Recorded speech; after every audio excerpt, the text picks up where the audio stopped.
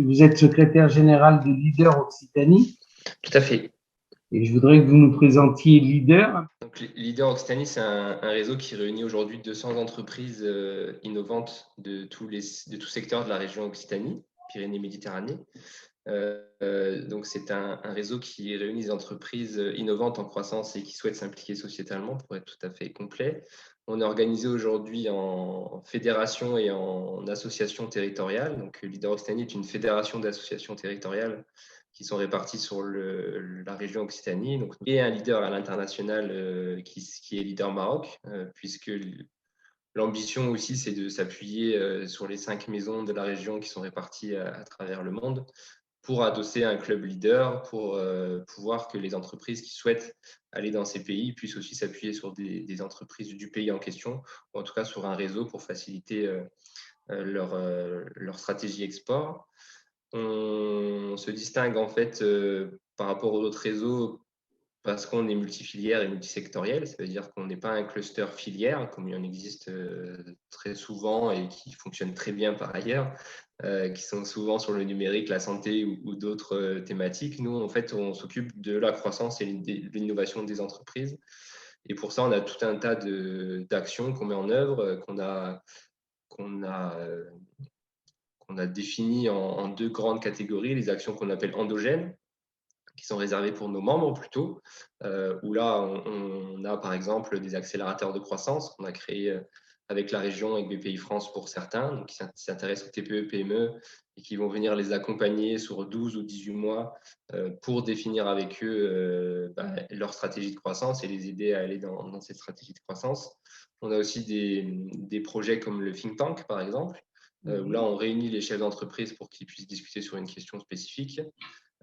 Et d'autres projets, notamment des projets de solidarité avec des associations des territoires ou des associations régionales, pour leur faire visiter les entreprises et ou pour permettre à des publics qui sont discriminés, sur toute forme de type de discrimination, de pouvoir assister à des spectacles vivants, en tout cas c'est comme ça qu'on les appelle, donc du théâtre, des matchs de foot, de rugby, voilà, des événements sportifs ou culturels pour faire l'argent. Ça, c'est plutôt les événements endogènes, enfin les actions endogènes. Et après, on a toutes ces actions exogènes, où là, c'est comment un leader en fait, agit sur son territoire et aide son territoire à se développer avec lui. Et donc là, on a des actions, notamment à travers des grandes conférences économiques, par exemple, où on vient soutenir aussi d'autres actions qui sont portées par d'autres réseaux. Voilà, pour faire assez court, j'ai déjà presque été un peu long, mais Non, il n'y a voilà pas de pour. temps. Et effectivement, donc c'est bien dans le thème de la reprise qu'on se rencontre et qu'on fait cette interview aujourd'hui. Donc on va en parler. D'abord, je voudrais que vous m'expliquiez comment les entreprises adhérentes à Leader ont passé cette crise de la Covid. Est-ce que vous avez eu plein d'appels? Est-ce que vous avez pu les aider? Voilà, comment elles ont passé cette crise de la Covid? Parce que il y a plein d'entreprises qui malheureusement l'ont mal passé.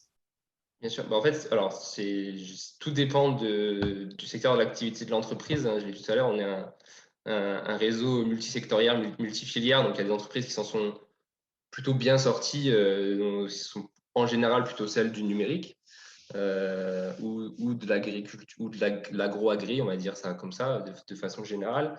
D'autres qui s'en sont moins bien sorties, ça c'est plutôt, on a par exemple des entreprises du domaine culturel, l'industrie culturelle et créative qui viennent tout juste de pouvoir reprendre une activité quasi normale, on va dire, même si l'activité n'est pas tout à fait normale, mais en tout cas, voilà, qui ont mis 1 an et demi à pouvoir s'en sortir. Et après, on a plutôt quand même le gros du réseau, on va l'appeler comme ça, qui est composé quand même plutôt d'industrie, même si c'est tout type d'industrie, qui ont bien résisté. Voilà, elles ont évidemment toutes été touchées directement, notamment par le premier confinement où elles ont toutes été à l'arrêt, comme tout le monde. Mais globalement, elles ont plutôt bien résisté, on va dire ça comme ça. Elles ont évidemment profité des aides qui ont été mises en place par le gouvernement français et ou les régions. Ça évidemment. Et nous, au niveau de Leader Occitanie, pour ce qui était de notre action, on a été à côté d'elles, en fait, à leur côté, Alors, pour s'assurer qu'elles aient bien toutes les informations nécessaires, évidemment. Et ensuite, on les a plutôt mis en relation avec ce qu'on appelle, nous, les grands décideurs. Les faire échanger, par exemple. On a eu la chance d'avoir la présidente de région, Carole Delga, qui est venue discuter, échanger avec les entreprises pendant 1 heure. On a eu la chance d'avoir le directeur général des BPI France, Nicolas Dufour, aussi, qui est venu discuter, échanger avec nos entreprises pendant 1 heure. Voilà, on a fait intervenir finalement ces grands décideurs auprès de nos entreprises qui avaient souvent des questions, des remarques, des interrogations, enfin voilà, qui avaient besoin aussi quelquefois que ces acteurs-là puissent mettre en place des dispositifs pour les aider à passer cette crise. Et c'est comme ça qu'on les a aidés, en tout cas pour ce qui est de notre réseau.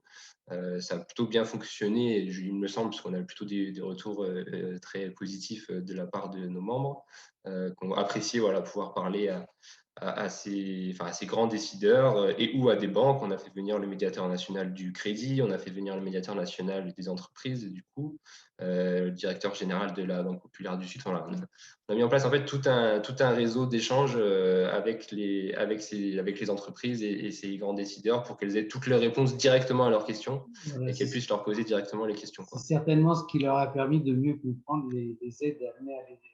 Exactement, ouais, c'est ça, exactement, et de pouvoir, voilà, de mieux les comprendre, de pouvoir avoir un peu d'avance. Alors, c'est pas vraiment le terme, mais en tout cas, voilà, de pouvoir leur dire quels seraient les besoins futurs et voir eux sur ce sur quoi ils travaillaient. Notamment, on a aussi une action là beaucoup plus, enfin encore plus pragmatique pour le coup, qui a été portée par une de nos associations, hein, qui est Leader Montpellier, qui a mis en place tout un process de distribution de masques et de gel, notamment là pour le premier confinement. Puisque finalement toutes les entreprises se retrouvaient comme tout le monde, sans masque et sans gel. Et du coup, on avait la chance d'avoir le président de Leader Montpellier qui était déjà en contact avec des fabricants de masques et gel avant crise, et du coup qui a pu voilà, débloquer un peu cette situation aussi. Voilà, ça c'était une action notamment pour le premier confinement. Et après, voilà, c'était plutôt des échanges avec les… Et est-ce que ces entreprises aujourd'hui, puisque vous êtes toujours en contact avec elles, Ouais. je sais que vous avez des contacts constants avec vos entreprises, est-ce que vous sentez qu'il y a une reprise des activités dans ces entreprises ou parce qu'on parle beaucoup de la reprise, mais est-ce qu'elle est effective?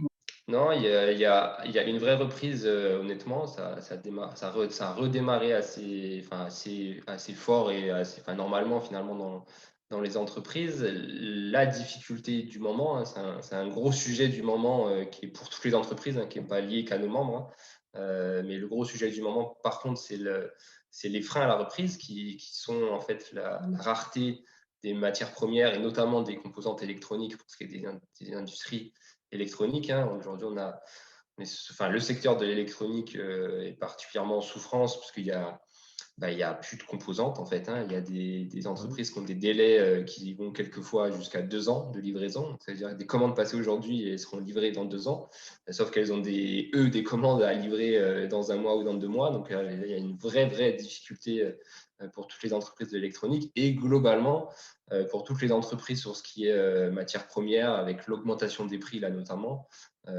pour quasiment toutes les matières premières et tous les matériaux durs, enfin, en tout cas, je vais les appeler comme ça moi.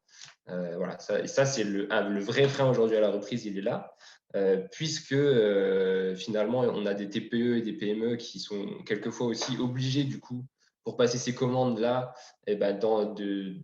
d'entamer leur trésorerie. Sauf qu'elles entament leur trésorerie, elles vont avoir les premiers remboursements des PGE qui vont arriver. Donc voilà, il y a tout qui va arriver un peu en même temps. Et elles ne pourront pas livrer leurs commandes puisque du coup, pas de matériaux pour pouvoir faire leurs produits. Donc voilà, il y a une vraie crise économique qui se profile pour le coup. Et là, pareil, de nouveau, on est en train d'essayer d'aider les entreprises, hein, finalement, parce que c'est elles qui portent ces actions-là. Nous, on a un rôle de facilitant, encore une fois, là, sur cette thématique-là, pour les aider à se faire entendre et à faire en sorte que les pouvoirs publics ou parapublics puissent rapidement venir les aider pour passer ce petit stade-là, puisque de toute façon, les prévisions les plus optimistes prévoient une reprise normale de l'activité dans les composantes électroniques. Enfin, je parle de cette thématique-là parce que c'est une thématique qui touche un peu plus notre réseau. Oui, puis qui touche tout le monde, qui touche tout le monde. Avant début 2023, quoi. Donc, c'est 2 ans. Donc, enfin, c'est pas tout à fait 2 ans, c'est 1 an et Il demi. faut qu'elles puissent tenir les entreprises pendant Exactement, 2 ans. c'est ça. Exactement. Alors, bon, pendant cette période, il y a quelque chose qui a été mis en place, qui est le télétravail. Oui, Hein, et ce télétravail, il a changé pas mal de choses dans les entreprises. Est-ce que vous pensez, vous, à leader, que ça va devenir une normalité pour les entreprises, puisque l'on voit que beaucoup de salariés quittent Paris pour aller s'installer ailleurs, alors que leurs sociétés sont toujours à Paris ou ailleurs. Alors nous, on est moins touchés parce que notre région est très attirante, mais voilà, est-ce que vous pensez que ce télétravail va devenir une normalité et est-ce que ça va permettre une reprise plus rapide peut-être, en dehors de ce manque de composants dont vous parliez tout à bien l'heure? sûr, ouais. En fait, enfin, je pense que tout dépendra de chaque entreprise pour le coup, puisque alors ce qui est sûr, c'est que les entreprises qui avaient entendu parler du télétravail avant la crise et qui se disaient oui, bon, ok, enfin, pourquoi pas, on verra, on va dire ça comme ça, n'ont pas eu le choix pour le coup. Ça s'est globalement, si on fait un petit bilan, ça s'est quand même globalement plutôt très bien passé dans la plupart des entreprises. Euh, Par contre, ça deviendra, je pense, alors peut-être pas forcément une généralité, puisque en fait, tout dépend du type d'entreprise. Il y a des salariés qui sont plutôt contre le télétravail, honnêtement aussi, il faut aussi le dire, on n'entend pas trop, mais il y a quelques salariés qui ne veulent pas télétravailler, donc ils vont revenir à l'entreprise d'ailleurs. En général, les entreprises, ils les laissent revenir pour le coup, ça arrive. Et après, il y a évidemment d'autres salariés ou d'autres entreprises où le télétravail devient effectivement une norme, enfin une norme en tout cas, oui, enfin une quasi-norme, avec par contre un télétravail qui en général s'organise plutôt à mi-temps, c'est-à-dire que c'est plutôt 2 jours par semaine, 3 jours dans le maximum, mais c'est plutôt en général 2 jours par semaine de télétravail. Et après le reste dans les locaux de l'entreprise.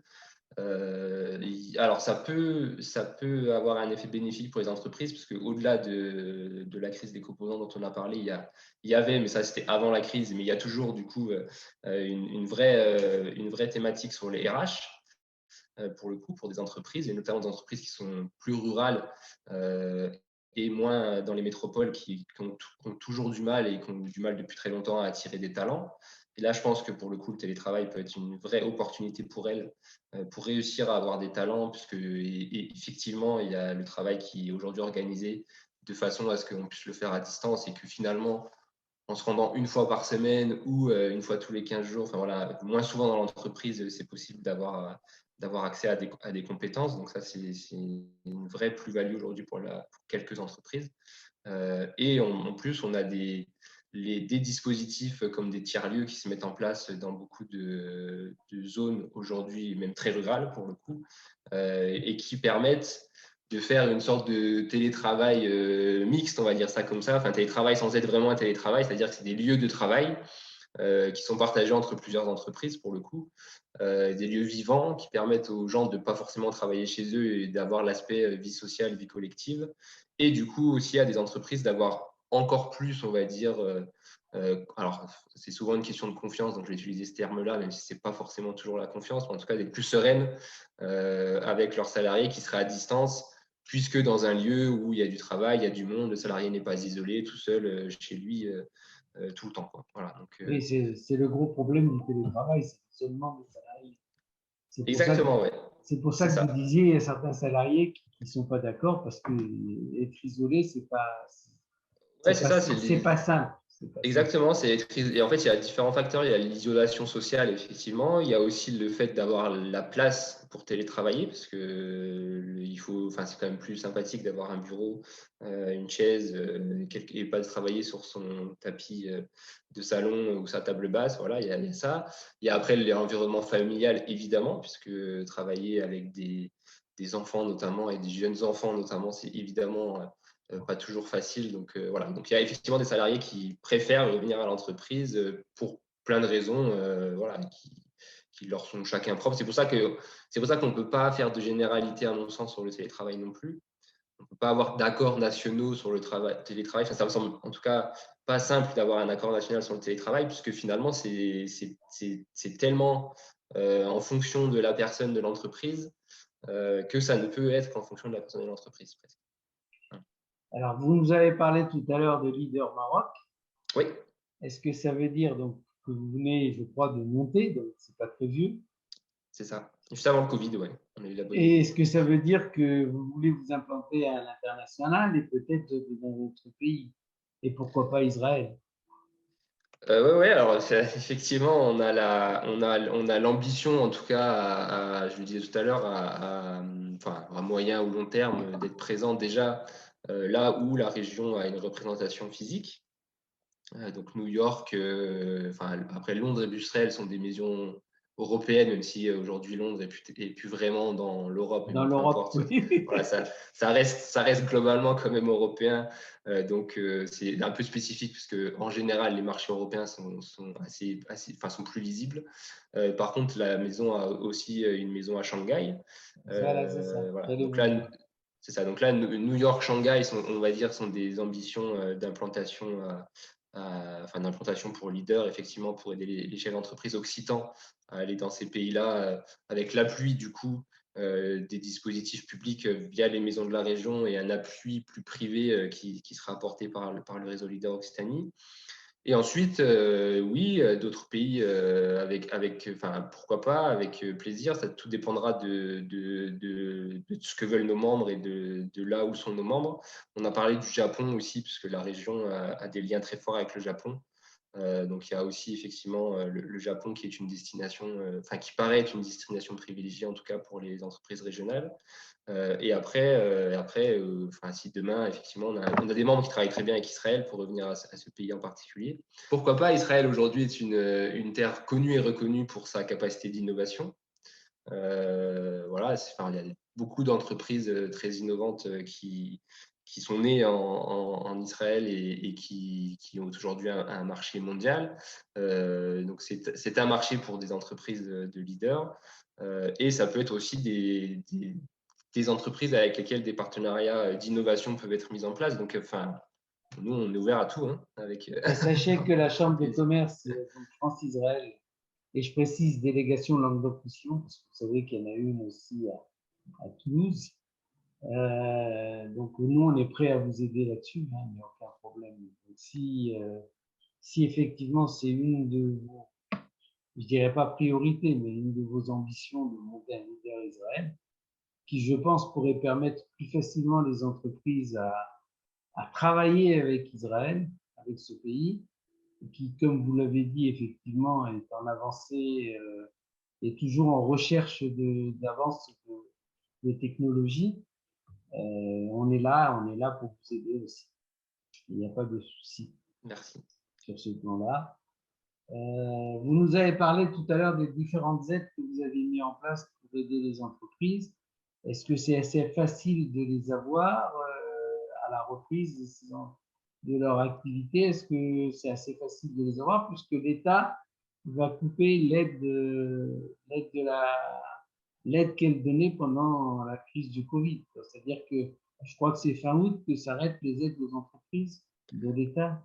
Ouais, bah, il y a d'autres dispositifs qui sont en train d'être mis en place, notamment là pour le coup le secteur bancaire qui va prendre le relais, enfin le relais en tout cas qui va proposer d'autres dispositifs. Là, on était encore récemment avec notamment la Banque Populaire du Sud, hein, qui est partenaire de notre réseau, pour nous expliquer ce qui était réfléchi au niveau national, hein, puisque aujourd'hui c'est le groupe BPCE, du coup, Banque Populaire Caisse d'Épargne. Donc il y a des dispositifs en tout cas qui vont être mis en œuvre de leur côté, qui vont être des bonnes suites pour le coup aux dispositifs d'aide et de soutien qui vont s'arrêter effectivement de la part des pouvoirs publics. Alors je pense que d'autres dispositifs viendront, honnêtement.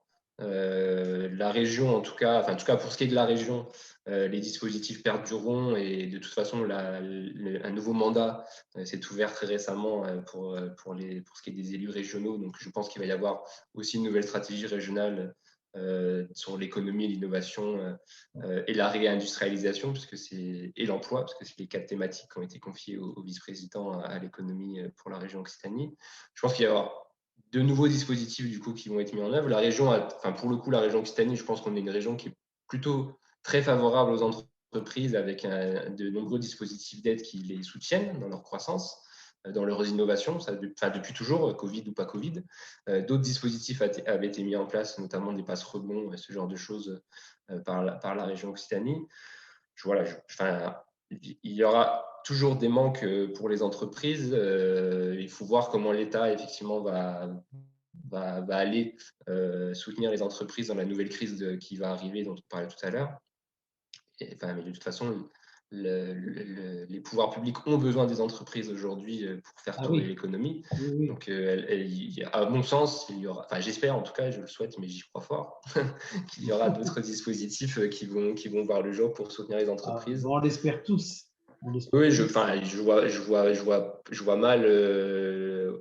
Alors forcément, après, il y aura aussi de la casse dans certaines entreprises. Il faut pas non plus se voiler la face, parce que toutes les entreprises ne pourront malheureusement pas toutes être sauvées.